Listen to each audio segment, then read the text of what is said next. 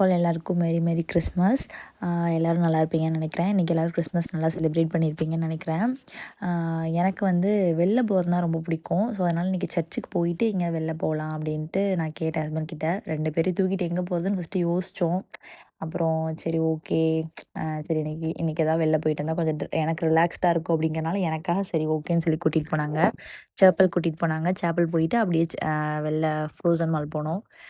பேசிக்காவே எனக்கு ரொம்ப பிடிக்குங்க வெளில போகிறது அப்படின்னா. ஏன்னா நான் படித்த வரைக்குமே ஐ மீன் நான் ஸ்கூல் முடிச்சுட்டு வீட்டுக்கு வந்துடுவேன். வீட்டை விட்டால் ஹாஸ்டல் விட்டால் காலேஜ், இந்த மாதிரி இதுக்குள்ளேயே வளர்ந்தனால எனக்கு வெளியே போகிறது அப்படிங்கிறதுனாலே ஒரு மாதிரி சும்மா எதாவது ட்ரெஸ் எடுக்க கிளம்புனாலே ரொம்ப ஜாலியாயிரும். வெளியே போகிறோம் அப்படிங்கிற மாதிரி ரொம்ப ஜாலியாக இருக்கும்.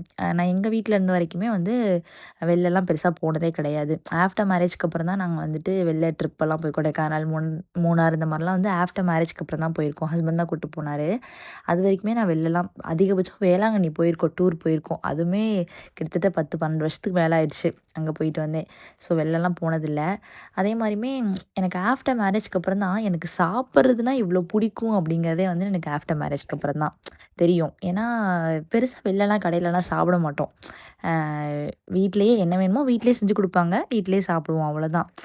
சாப்பிட்றதுனா எனக்கு இவ்வளோ இஷ்டம், நான் இவ்வளோ ஆசைப்பட்டு இவ்வளோ சாப்பிடுவேன் அப்படிங்கிறதெல்லாம் வந்து எனக்கு ஆஃப்டர் மேரேஜ்க்கு அப்புறம் தான் தெரியும். அதுவும் என் ஹஸ்பண்ட் வெளில கூட்டு போய் இது சாப்பிடு, இது நல்லாயிருக்கும், அது சாப்பிடு, அது நல்லாயிருக்கும்னு வாங்கி கொடுத்து அதில் பழகுனதான்.